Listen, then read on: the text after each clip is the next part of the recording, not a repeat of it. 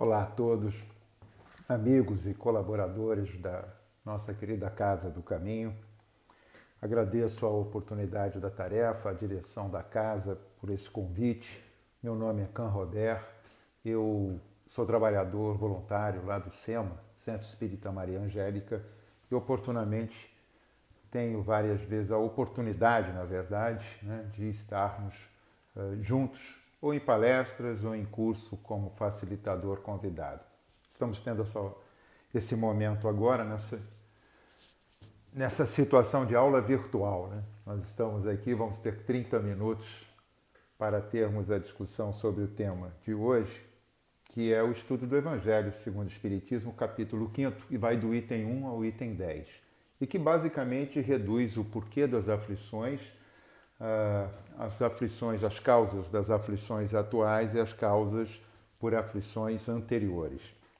Está em 10 itens, nós não temos o tempo que teríamos em sala, nem mais a dinâmica presencial da troca, perguntas, questões, enfim, o debate, que é sempre tão positivo e bom, mas eu vou tentar de alguma forma resumir aqui com os senhores e senhoras esse momento que nós estamos tendo, esses 30 minutos desse estudo. E entender que ele coloca aqui justiça das aflições. Depois vem causas atuais das aflições e as causas passadas das aflições. Algum de nós aqui é aflito por alguma coisa? Por algum momento, por alguma questão? Temos algo que nos aflige, algo que nos antepara, algo que nos impede, algo que nos frustra, algo que traz consequência de ansiedade, de insatisfação, de não entendimento. Então, dentro da tentativa de uma pedagogia seguindo o Evangelho, aqui no capítulo 5º, nós começamos assim. Mesmo com essa certeza, dificilmente se compreende a conveniência de sofrer para ser feliz. É verdade, nenhum de nós, eu pelo menos, confesso, eu não quero sofrer para ser feliz. Eu preferia ser feliz para continuar sendo feliz. Todos nós vamos buscar isso. Nós não estamos buscando aqui nos infelicitarmos. Por exemplo, a nossa lei de preservação, de nos autopreservarmos, de continuarmos na vida, mesmo em situações difíceis, mostra isso, dá prova disso. A gente quer continuar a vida. A gente não quer sair e desembarcar. A gente vai desembarcar, nós vamos desencarnar, certamente. Mas se chegarem e perguntarem agora para cada um de nós, dá para sair agora? Não, espera um pouquinho, eu tenho mais alguns afazeres, ainda não completei tudo. E assim é, porque é a razão de estarmos aqui. Buscarmos felicidade, que não é uma felicidade absoluta, como o próprio Evangelho diz, mas que nos permite uma experiência gourmet, experiência de uma prova em cima disso. Mas aí, em cima disso, bem, tantas são as vicissitudes, tantos sofrimentos, tantas frustrações, tantas desilusões. Temos o tormento de não ter, não possuir, não ter. Temos o tormento de ter e poder perder. Isso assusta, isso assombra, é um peso. Imagina tudo que tenho agora e eu vou perder. Temos o tormento da obsessão, da busca contínua de ter, de nunca sabermos o limite do que nos torna feliz e do que é aquilo que pensamos ser a construção de uma felicidade. Diria um engenheiro, um arquiteto, que na verdade estamos revisitando a obra para reaprumarmos a parede. Ela não ficou no prumo. Quando levantamos, no tempo passado, na vida passada, na experiência passada, nós ainda já está construído, mas não tivemos um prumo adequado. Ela não ficou adequada. E o esquadro também não foi bom. O esquadro da porta, o esquadro de entrada, o esquadro da janela, que é para poder abrir e vislumbrar, aquele canto, ele não estava nem no prumo, não estava alinhado e não estava no esquadro. Então nós estamos aqui já fizemos grandes construções, já produzimos extraordinárias coisas, com certeza. Aliás, essa é a melhor oportunidade que estamos tendo em toda essa história passada, que nós não lembramos. Então, por que sofro?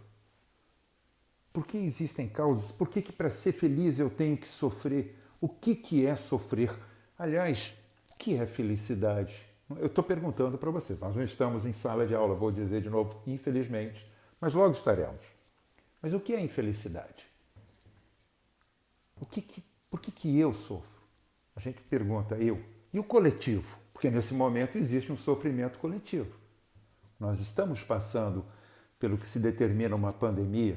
A última que se tem notícia foi há 100 anos atrás, 1920, quando acabou aquilo que tinha começado em 1918, logo depois do encerramento da Primeira Guerra Mundial, com mais de 17 milhões de mortos, veio a gripe espanhola. A gripe espanhola, que de espanhola não tinha nada, porque ela tem origem nos Estados Unidos, segundo foi historiado, e se desenvolve e se alastra por toda a Europa. 50 milhões dos nossos irmãos pereceram em 2 anos. 50 milhões.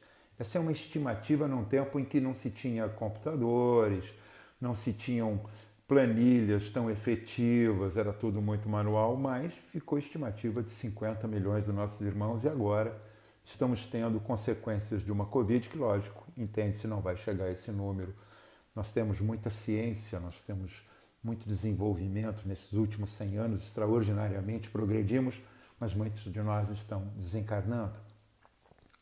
Independente da cor, independente da religião, da escolha, do gênero, independente da vontade política, independente da fronteira,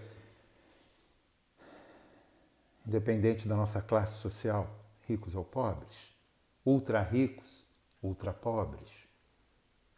Independente disso, estamos desencarnando por um vírus que desconhecíamos, que de um modo global se generalizou no planeta e está causando vicissitudes das mais variadas formas, mas de um modo interagindo em todo o planeta. Então por quê? E alguns vão perguntar, por que eu?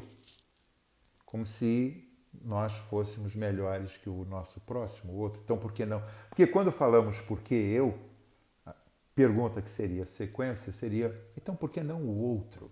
Por que não ele? Né? E que não seja alguém da minha família, da minha convivência, né? Pode ser até uma pessoa mais afastada, mas por que eu? Essa é a pergunta que nos fataliza. Nós somos muito fatalizados. Nós vivemos com ideias passadas de pecado. E o que nós temos são encontros e desencontros. Como a construção que eu havia falado, uma parede deve ter ficado muito boa, mas a outra não ficou no prumo. Uma porta ficou no esquadro, mas a outra talvez não. Então a gente precisa arrumar essa obra, porque afinal de contas, nós somos essa construção, nós somos essa morada do espírito, que aqui, pedagogicamente, como Kardec nos ensina, almas, para diferenciar. Pedagogicamente, nós estamos também numa escola. Nós estamos num hospital tratando das moléstias, das feridas que impregnamos em nosso perispírito em razão de alguns desencontros do passado. A gente é muito distraído, né? Fica muito animado pelas coisas do mundo e esquece a natureza espiritual que somos, seres espirituais que possuem uma ferramenta extraordinária que é esse corpo, que também é extraordinária oficina de retificação, de arrumação, um bom laboratório de criação, de desenvolvimento, de ajuste. E daí a questão, por que sofrem uns mais do que os outros? Porque a uns tudo é dado de uma maneira tão fácil e a tantos outros tudo lhes parece mais difícil. Causa e efeito das razões pretéritas. Planeta de provas e expiações. Migrando, sendo passado em tempos pequenos, degraus, pequenos, para essa transição que nós estamos fazendo. Nós estamos num momento de transição. Aliás, devemos ser muito gratos porque estamos em transição para um planeta bem melhor. É a regeneração. E a gente precisa regenerar. E para regenerar é corrigir. Primeiro é ter conhecimento de quem somos e por que aqui estamos. causa dessas aflições, porque uns mais, outros menos, porque os nossos temores, as nossas aflições, angústias, as nossas inseguranças, as nossas ansiedades, porque ainda temos muito pouca fé e, na verdade, não estamos querendo entender de realizarmos o que é necessário ser realizado. Muitos de nós talvez tenham experienciado ter muito e, de repente, perdeu tudo. Que tudo? Era apenas consignado, você que não deu conta. Talvez tenha deixado de possuir transitoriamente porque não estava dando conta na presente encarnação de bem utilizar. Ou talvez estivesse bem utilizando e se sentisse até pleno, estou fazendo certo, estou trabalhando na casa espírita também, estou fazendo tudo arrumadinho, mas e o passado? Ah, aquele passado que nós não lembramos, felizmente. Alguém aí lembra do passado? É uma pergunta que fica, porque nós estamos como que numa sala de aula, mesmo que virtual. Fica para vocês. Quem estiver acessando essa gravação, pergunte-se, tem lembrança do passado? Eu acho que não. A divindade é perfeita. A espiritualidade, a gente dessa divindade é perfeita na sua ação pedagógica sobre o orbe. E nós não temos lembrança. Mas as aflições servem para nos dar a sensibilidade de entendermos que se não temos lembrança do que fomos para o nosso bem, podemos perceber aonde não estávamos tão arrumados, tão acertados, tão aprumados ou tão no esquadro. Ou seja, chegamos aqui trazendo todo esse acervo do passado, todas essas experienciações, para chegarmos aqui com um pacote muito bem arrumado daquilo que já soubemos realizar e fazer bem, o suficiente. Não o extraordinário, o suficiente para dar apoio para aquele outro pacote que não foi tão bom, o que pode e deve ser melhorado. Essa experiência. Então, juntamos isso fazendo um programa só e aqui estamos. Para darmos uma arrumação. Não lembramos do passado, mas sabemos aonde está o toque que não está certo, que está áspero, que está precisando ser arrumado. Tem que tirar essa aresta. É aí. Aí. Para todos nós. Quando entendemos isso, começamos a perceber que independe da necessidade de lembrarmos dos fatos passados. A gente sabe quais são os fatos que nós precisamos ajustar. Não é isso? Eu não sei os senhores e senhoras, mas eu fiz segunda época várias vezes na escola. Eu chegava na escola e achava que estava tudo certo, que na prova final, estudando no minuto final, eu passava.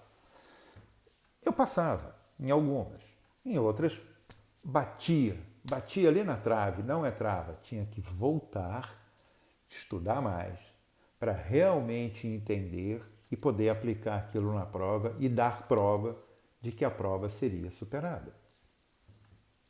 Tem alguma aresta em algum de vocês? Não sei. Eu tenho. Muitas. A aresta, por sinal, é uma maneira delicada de tratarmos. São pontas, são partes que estão totalmente fora do conjunto que eu penso ser. Porque a gente pensa ser um conjunto. A gente não está ainda esse perfeito conjunto. A gente está arrumando, nós estamos ajustando, arrumando. Então, ele diz aqui, causa e efeito, ou causa e consequência, que é a lei divina, lei natural. E que Newton, muita felicidade daquela inteligência extraordinária, numa das suas leis, da física mecânica, diz, na terceira, causa e efeito. Para toda a ação, existe uma reação em sentido oposto e de igual intensidade. Quando a gente empurra uma parede, isso ocorre. Você não percebe, mas ocorre a resistência.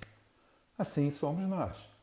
Aquilo que produzimos equivocadamente no passado, porque desconhecíamos, e nos desinteressamos de entender e corrigir e arrumar, ou daquilo que produzimos erradamente, porque aí é o entendimento de que nós nos locupletamos, nós nos servimos intencionalmente de produzir algo que prejudique independentemente quem for, para o nosso bem, para o nosso bem-estar, para a minha satisfação. atendendo vícios, desejos, manias, orgulhos, sentidos pequenos. Aí o erro. E que agora chegam aqui e nos impactam, nos confrontam, para que possamos, confrontados, entendermos a necessidade da modificação, não da nossa natureza, modificação do nosso estar e não do nosso ser. O ser foi criado para a felicidade. Nós todos fatalmente chegaremos à felicidade, mas para nós estarmos ajustando, nós precisamos ajustar. É necessário, porque é ajustando que passamos. Causas atuais das aflições, item 4. Por favor, vocês devem estar, ou por favor, peguem o Evangelho. Evangelho segundo o Espiritismo, capítulo 5, de 1 a 10, para nós entendermos.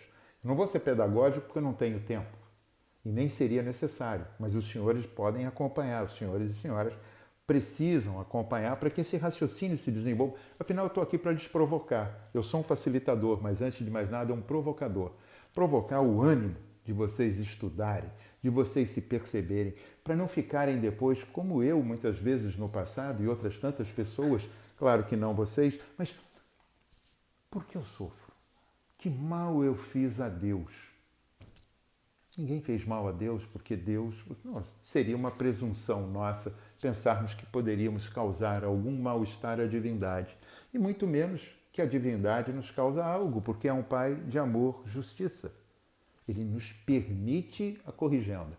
Ganhamos a razão, ganhamos um cérebro extraordinário, estamos no topo da cadeia da ocupação do planeta, do orbe, e temos a nossa inteligência desenvolvida para percebermos. Mas caímos nas armadilhas do mundo, nos nossos vícios passados, daquele hospital que eu falei no começo, que vem aquelas marcas em nosso perispírito aí, os nossos vícios, as nossas manias, as nossas insistências, porque afinal não tem nada de mais louco do que tentar repetir várias vezes a mesma coisa achando que vai dar um resultado diferente. Aí ficamos nós, insistindo, batendo na mesma tecla, em vez de reconhecer que precisamos tirar essa aresta. Não é fácil, mas é possível, tanto que nos é concedido um bem maior, que é essa vivência singular e plural, inseridos numa sociedade, através de uma família, de um meio que nos guarnece para que sejamos entregues ao meio que vai nos irritar, vai nos cutucar. Irrita como a ostra é irritada para produzir aquela pérola, assim somos nós, irritáveis, perceptíveis. Mas não essa irritação, não é para termos aquela raiva reptiliana, não. É para transformarmos essa provocação em algo de crescimento. Não é sermos gananciosos, mas termos ambição do melhor, e para isso não existe nada de errado. Ah, mas as coisas não dão certo para mim. Tudo bem. Reconhece que não pode dar certo, tão certo quanto você olha para aquela ponta lá de cima, mas que dá certo, mais certo do que para muitos que estão abaixo, atrás da sua carreira de vida. Sempre temos alguém à retaguarda. Afinal, nesse planeta que somos mais de 7,2 bilhões de habitantes, quase metade vive numa linha de pobreza. Todo dia tem que fazer alguma coisa, porque senão não tem para o amanhã. Às vezes não tem para a noite. E tem uns que vivem abaixo da linha de pobreza. Bom, isso não é o tema de agora, mas eu gosto de sempre cutucá-lo. Quando ele fala daquele infortúnio, quantos filhos e filhas mal criados e passando dos limites? Quantas coisas ficam do caminho? Que mal fiz eu para ter um filho desse? Entre causas atuais e causas pretéritas, eu penso que a gente pode ter aí um meio termo. Esse espírito veio para a tua zeladoria, para a nossa, para o cuidado. Fôssemos pai, mãe, avós, tios, pais adotivos, irmãos mais velhos e até mais novos, nós temos uma zeladoria, temos um compromisso e às vezes relaxamos. Deixamos esses seres pensarem que há seres menores do que eles, diferentes, que a cor importa, faz uma diferença danada, que a classe social importa, portanto, taquei fogo no mendigo porque era só um mendigo, Eu joguei pedra naquela mulher porque achei que era uma meretriz. É a má educação.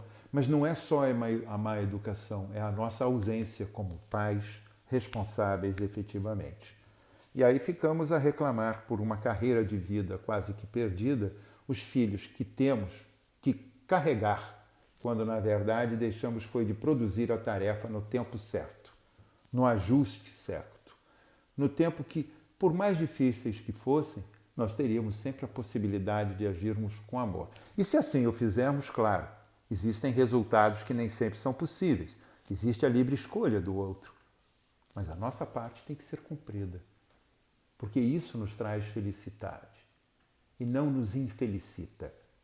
Eu tenho a tarefa cumprida. Você vai dizer, eu tenho a tarefa cumprida, ótimo. E o resultado não deu certo. Bom, veja bem, a semeadura é nossa, nem sempre a colheita é. Lembremos-nos da parábola do semeador, que ao semear, nem tudo deu o resultado de quem semeava. Alguns deram resultado, outros ficaram na carreira do caminho. Então, assim somos nós. A nossa responsabilidade. E assim são as vicissitudes que enfrentamos. Elas estão nas causas presentes ou nas ações pretéritas. Mas por que eu tenho que resolver só ajustar? Eu falei lá no tempo que eu precisava fazer segunda época. Por quê? Sabia, mas não aplicava. Era relaxado. Era presunçoso. Eu deixava aquilo acontecer, achando que dava para levar e não dá. Porque chega uma hora que o ajuste vem. O ajuste é para a nossa melhora. O ajuste é para o nosso crescimento. O ajuste é para nos dar uma parada. Estamos tendo um ajuste que muitos estão dizendo, não, é só uma... Não é não, estamos tendo um ajuste, um freio dinâmico. Paralisou o planeta na sua loucura, da sua ganância, porque muitos estão perguntando quando eu vou voltar ao normal. Que normal? Será que nós estávamos vivendo normal? Porque estamos falando de uma pandemia de Covid agora, né?